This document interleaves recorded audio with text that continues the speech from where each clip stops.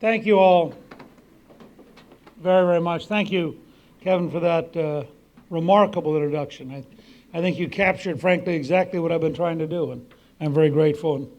And I hope that by showing up this evening for this extraordinary turnout that I have finally made Darrell happy. He told me early on I had to come do it, and therefore, out of old personal friendship, we did. And,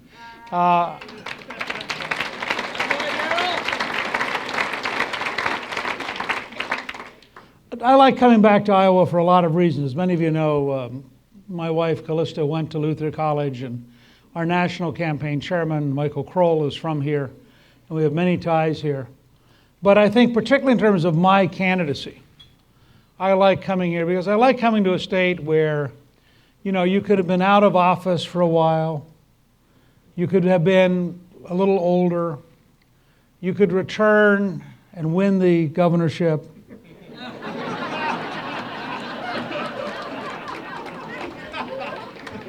I was at Terry's birthday party that night, and I told him what an inspiration to me he was. And frankly, when you watch the budget deal they got compared to what Washington has been like, we could use a lot more Terry Branstad and a lot less Barack Obama in this country.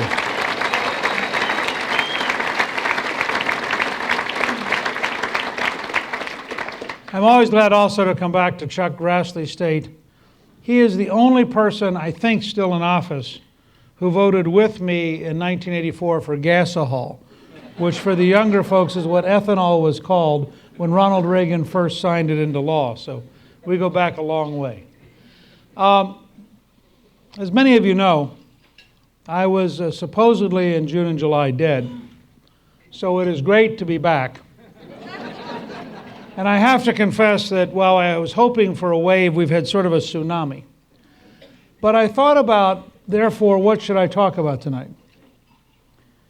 And I want to give you a talk that really builds off of Kevin's introduction, because I want to talk about the possibility that we have to rebuild the America that we love. We're in a mess. We're in a mess in Washington. We're in a mess economically. We're in a mess with radical judges. Just go down the list. But I think it's wrong to focus primarily on the mess. We've been here before, 1979, 1980. Jimmy Carter got us into 13% inflation, 22% interest rates, 10.8% unemployment, the Soviet invasion of Afghanistan, 444 days of a hostage crisis. Carter finally, in despair, went on television and gave a famous malaise speech in which he said, everything's going to be a lot worse, but at least we can share the misery equally. I didn't make that up. Ronald Reagan came along, and a theme you may hear next year. And he said, you know, if your brother-in-law is unemployed, it's called a recession. If you're unemployed, it's called a depression. If Jimmy Carter is unemployed, it's called a recovery.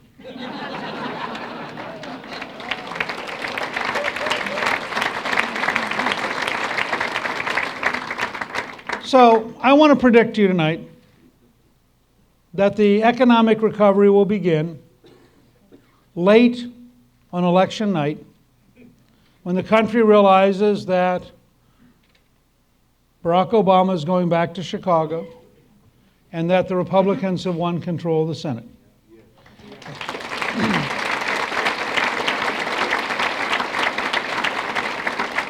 Literally that evening, investment decisions, job creation decisions, company launching decisions will be changing in the light of what's going on. Now, for that to happen, we have to have a team campaign. And as your state chairman knows, I am totally committed to a team campaign. I've told Linda Upmeyer that, I've told the governor that, and you can count on me as the nominee being back here helping in the fall, because my whole career has been spent like that. In 1980, I was the first person to ever organize a Capitol Steps event with Governor Ronald Reagan and all the House and Senate candidates. In 1994, we organized the Contract with America and had 350 candidates nationwide running as a team. In 2010, working with American Solutions, we helped organize efforts across the country, including here. And the great victory wasn't the U.S. House. The great victory was that we picked up 680 state legislative seats that night, and another 25 when the Democrats switched. And today we have the largest number of state legislators since 1925.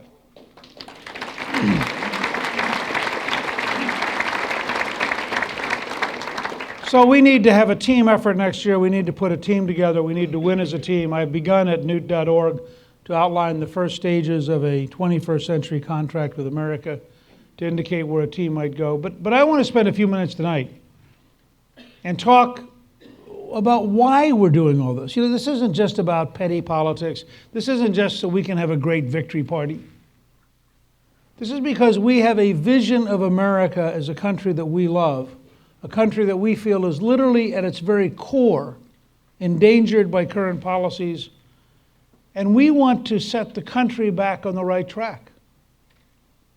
Now, why is that worth doing? And I think sometimes we need to stop and revisit what this is all about.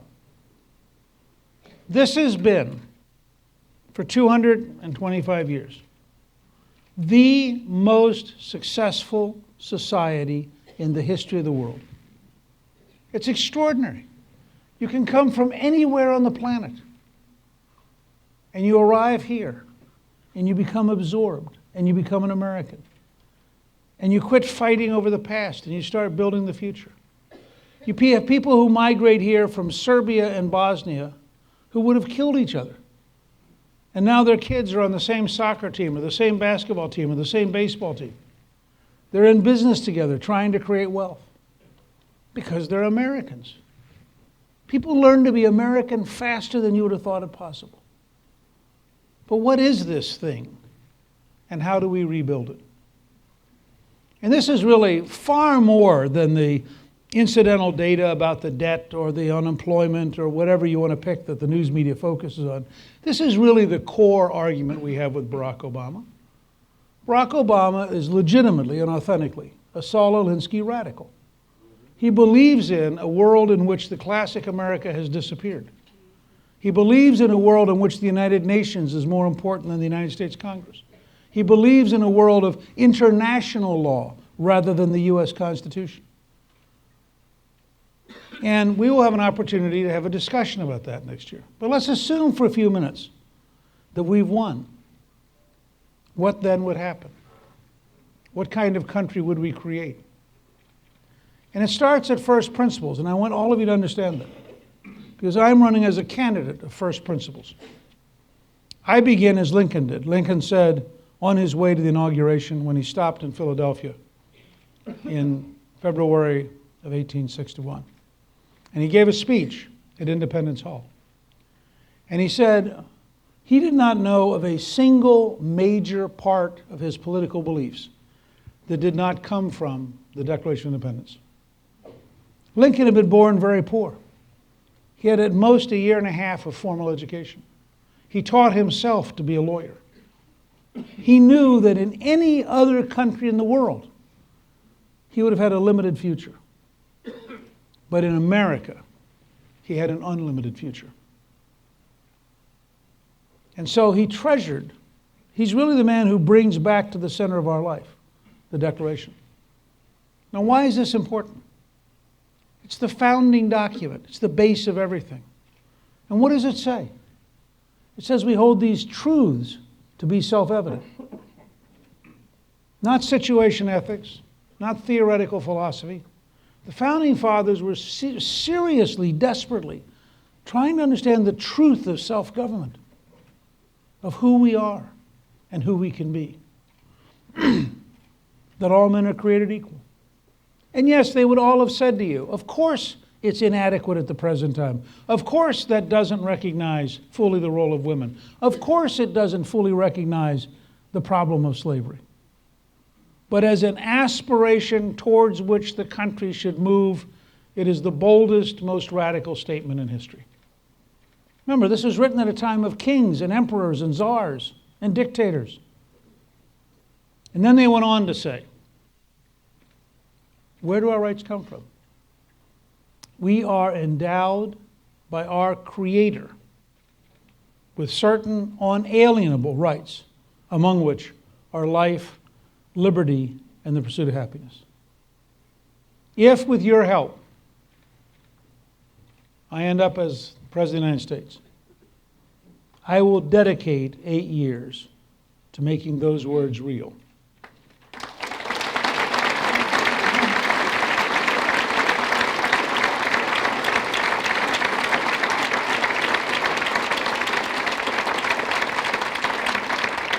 Now, what does that mean, rebuilding the America we love by making the Declaration real? Well, let's go back and look at the words for a minute. One of the reasons the Founding Fathers deeply disliked big government is it fundamentally violated the principle that we're all equal. If you read Gordon Wood's tremendous books on the radicalism of the American Revolution and the intellectual origins of the American Revolution, he makes quite clear that the Americans are all part of the Whig critique of the British monarchy. They all believe the following things. Big government is always corrupt, not because people bribe each other, but because decisions are made to pay off local political interest at the cost of the general good. Might I say the word Solyndra as an example? But let's not kid ourselves. This is something I've been very sobered by for the last 3 months. The longer I have thought about the very real possibility that I might have to serve, the more I realize we have to clean up the Congress as much as we have to clean up the executive branch.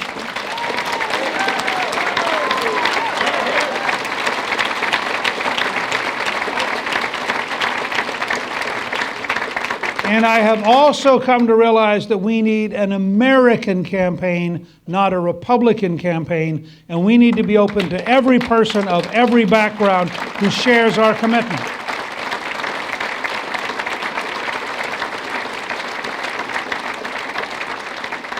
And you and I know that's going to make some of our friends very uncomfortable.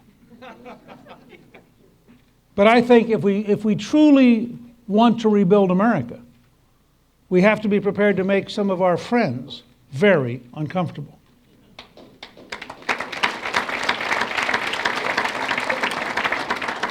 Now, in that context, the Founding Fathers go on to say,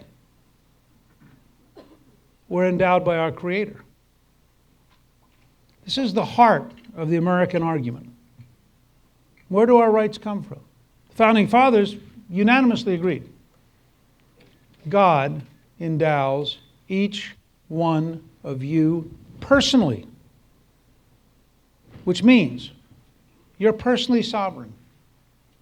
Notice it says the rights are unalienable. That means no judge, no bureaucrat, no politician can take away your rights.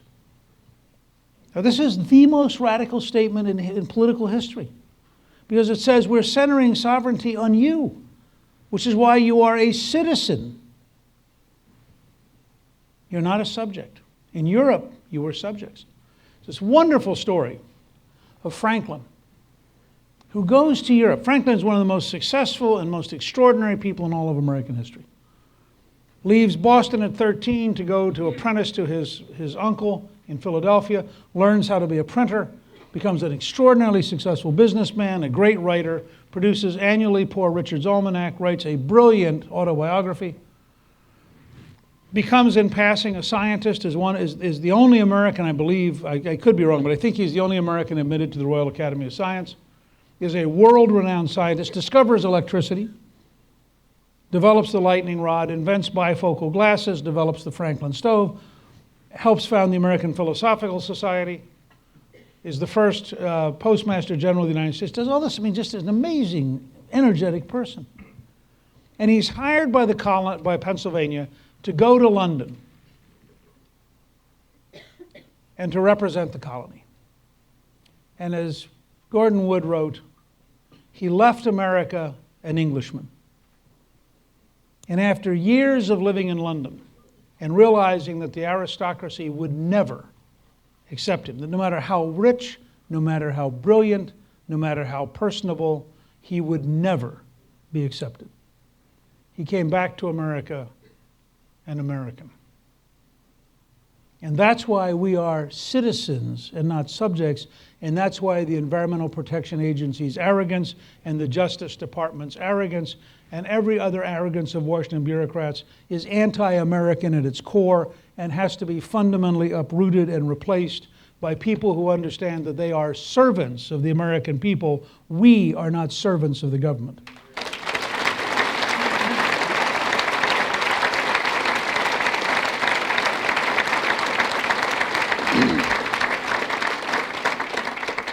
Part of what got me back into public life was the Ninth Circuit decision in 2002 that one nation under God as part of the Pledge of Allegiance was unconstitutional.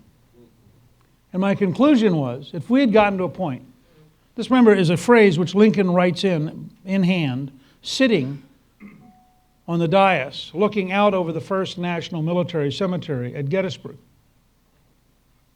And I concluded, if we now have judges so radical and so anti-American that they believe that even the reference to one nation under God is unconstitutional, that the time has come to draw a line in the sand. I wrote a paper, which you can see at newt.org, on judicial reform, and I can promise you that one of the first acts I will propose to the Congress will be to close the office of Judge Barry in San Antonio, who is a uniquely anti-religious bigot, who issued a June 1st order that said not only could students not pray at their graduation, they could not use the word benediction, they could not use the word invocation, they could not ask the audience to stand, they could not reference God, they could not ask for a moment of silence, and if any of these were violated, he would put their superintendent in jail. We do not have to tolerate anti-religious judges who seek to impose in this country a fundamental violation of the Declaration. How are you going to explain we're endowed by our Creator if it becomes illegal to say the word Creator?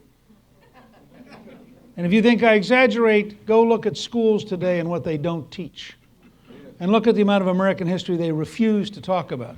And look at the bias built into the academic community against American history, against American founding fathers, against American institutions.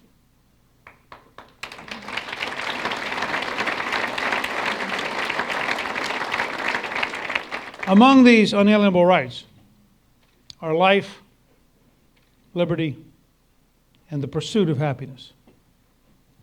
And I want to take a minute to talk about the last one because I think it's a key example of how big the change is if we're seriously going to rebuild the America we love. First of all, the term pursuit of happiness in the Scottish Enlightenment, where it came from, actually references virtue. It does not reference hedonism and acquisition. And the concept in that generation was that true happiness came from virtue. And they were very passionate. If you go back, I wrote a small book called Rediscovering God in America, and Calista and I turned it into a movie. And you go back and you look at the Founding Fathers. It's amazing how deeply they felt this. They said, a people who refuse to be self-disciplined cannot possibly be free. Jefferson said, people who hope to be both ignorant and free are asking for something which is impossible. In the Northwest Ordinance of 1787, which organized Ohio, Indiana, Illinois, Michigan, and part of Wisconsin, the Founding Fathers write, religion, morality, and knowledge being important, or being vital. Schools are important, and they set up public schools. But notice what the order was. They really wanted us to understand how to live a good life, not how to live a rich life. And they felt it in their bones. Now, what does that mean? And again, I'm sort of warning you in case you decide you really want to support me. It means I have a passionate dedication to the work ethic. I think we need to reinstill the work ethic.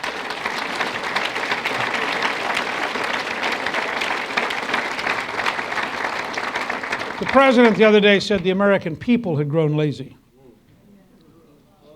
Well, that's the Jimmy Carter system. You know, once it starts to fail, somebody else must have done it. He couldn't have done it because he was perfect. Therefore, you wonder how it happened. So who did it? You must have done it because, after all, how could he have done it? But actually, he misses. It's fascinating to watch liberals try to avoid reality. And let me say this at two levels, because the president's comment on laziness is really worth our thinking about at great length. And it fits into the concern of the New York Times for inequality. Because I would argue that the last 50 years, the rise of bureaucratism has encouraged laziness and has crippled the poor. We have created environments where children are sent to schools whose only function is to pay off the union. It's utterly irrelevant if the school fails the kids. I would cite Los Angeles Unified, the largest school district in America, as living proof. We've created environments where you can't get a job when you're young. I've been attacked because I suggested that we find ways for poor children to work, and I want to defend it for a minute. If you live in a neighborhood where no one goes to work, if you have nobody near you who can teach you how to work, the number one thing you need to learn is how to show up. And then you need to learn that there's a connection between showing up and money. And yet the entire modern liberal effort has been to isolate. I got into this 20 years ago when liberals were contemptuous of what they described as hamburger flipping jobs. And I'm a big fan of McDonald's because I like to study institutions that succeed. Just as I'm a big fan of Walmart because they're enormously successful. McDonald's has taught more people to show up for work than any other institution in America. Now, it's right. When you're young and you show up and you flip hamburgers for a while, you don't make a whole lot of money. But guess what? A, you can rise. If you work at it long enough, you can own the McDonald's. If you decide to go somewhere else, you can own whole companies. If you looked at the number of business leaders who started at something like that, it's amazing. When I talk to first-generation millionaires and billionaires, they all went to work young. The other day, I got an email from my granddaughter, Maggie, who is now 12. And she said, I am writing you on my iPad. And I wrote back and I said, how did you get an iPad? And she said, I have saved all of my money for 8 months, and I bought it. And I wrote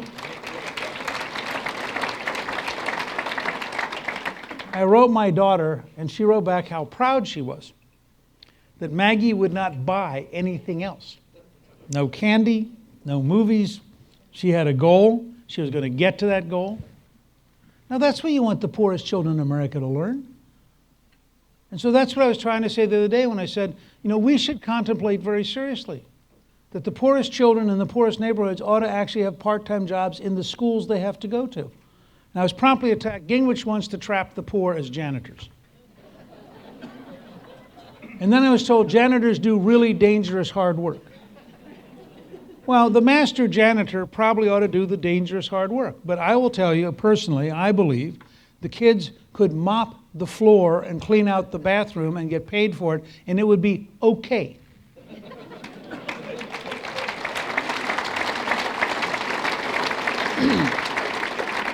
And candidly, this is one of the great fears of liberalism. If they learned that at the end of the week they got money for doing work, they might want to do more work, in which case they would get more money. And then they would cease to be poor. And then who would rich liberals worry about? And so you have to think about this whole model. Now, I want to say two things in closing about this concept of rebuilding the America we love. The first is, I am going to bring a lot of ideas to the table. Some are going to be workable, some aren't. I'm going to ask all of you to bring a lot of ideas to the table. What we know today is that the old order ain't working. And therefore, we ought to have the courage to be Americans. I always tell people, the Wright brothers decided they were fascinated with flying. They had no academic degrees. They got no government grants. They built their own wind tunnel. They studied birds. And when they went down to, and the one thing they did with the governor is they asked the Weather Service, what's the best place in America for a continuous updraft, which turned out to be Kitty Hawk, North Carolina. They're sitting in Dayton, Ohio, back at a time when the only way you could get there was by train. So in the early summer, they would put a lot of wood on the train and go down to Kitty Hawk and build an airplane. They did this for, I think, 3 years in a row. And I always tell audiences, they always took a lot of extra wood because they knew something very profound. They didn't know how to fly. And therefore, they were going to crash the plane. And they would get up in the morning. And they would go out and have a cup of coffee, and then they would launch the plane.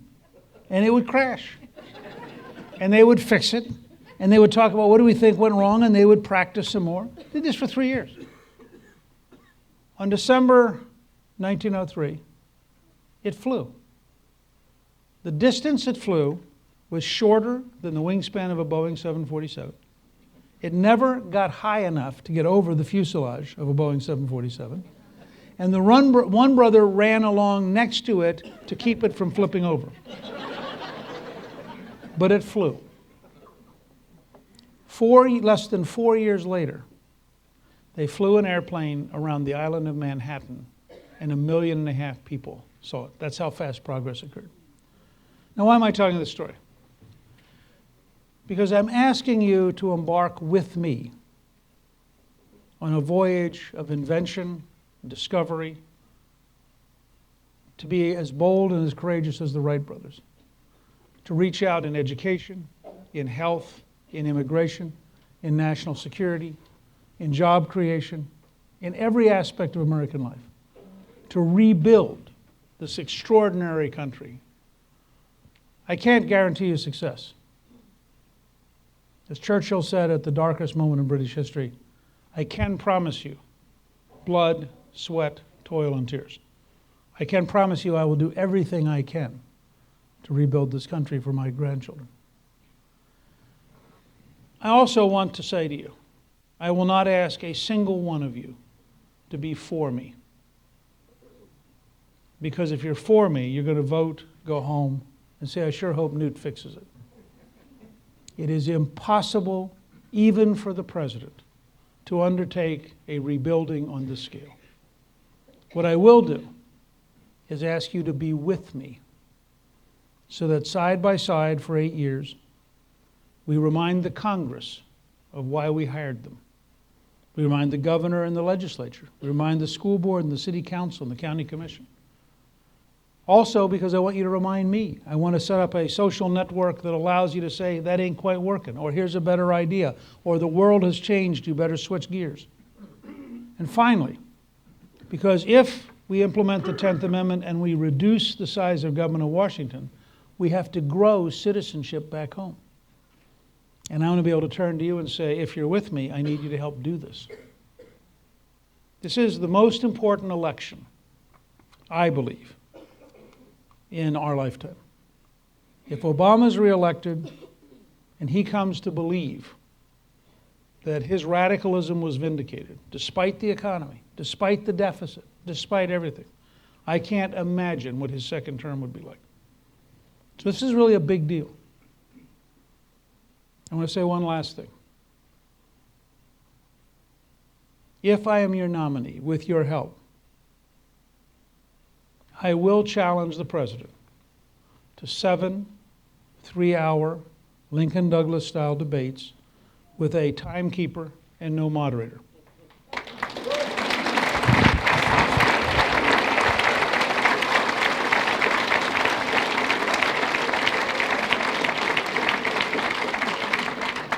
To be fair, I will agree that he can use a teleprompter. After all, if you had to defend Obamacare, wouldn't you want a teleprompter? Now, some of our friends think he won't agree. I think there are 3 reasons he will agree. First, He announced in February of 2007 in Springfield, quoting Lincoln. Second, just pure ego.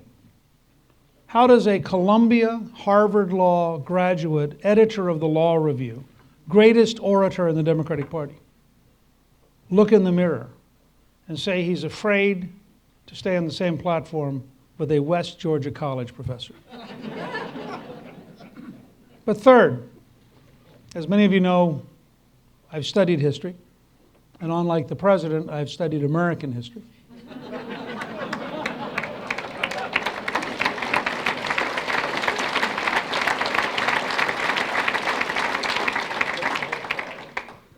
Abraham Lincoln, in 1858, had been out of office for 10 years. He only served one term in Congress, a number of terms in the state legislature, went back home, spent 10 years out of office. When he announces against the most famous senator in the United States and the presumed next president, he said, there are 105 days left. Let's debate every day. Douglas said, I don't think so. So for the next several weeks, everywhere Douglas went, Lincoln arrived the next day and rebutted Douglas. And after about 3 weeks, Douglas figured out the newspaper coverage was always Lincoln's rebuttal. And so Douglas said, all right, I'll agree to the debates. There were 9 congressional districts. Lincoln had already been in 2 of them chasing him. So he said, we'll do 7. That's how it started. Now, what's the modern parallel? If you help me become the nominee, in my acceptance speech in Tampa, if the president has not yet agreed, I will announce that as of that evening, the White House will be my scheduler, and wherever the president goes, I will show up 4 hours later and respond to his speech.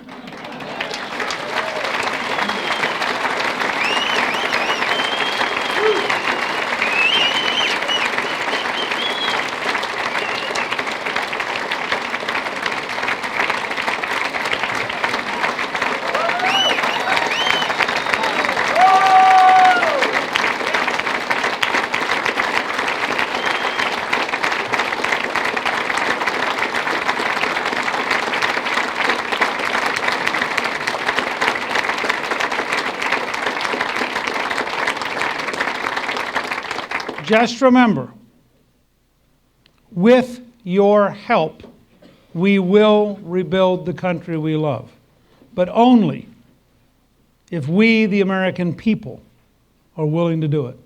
Thank you, good luck, and God bless you.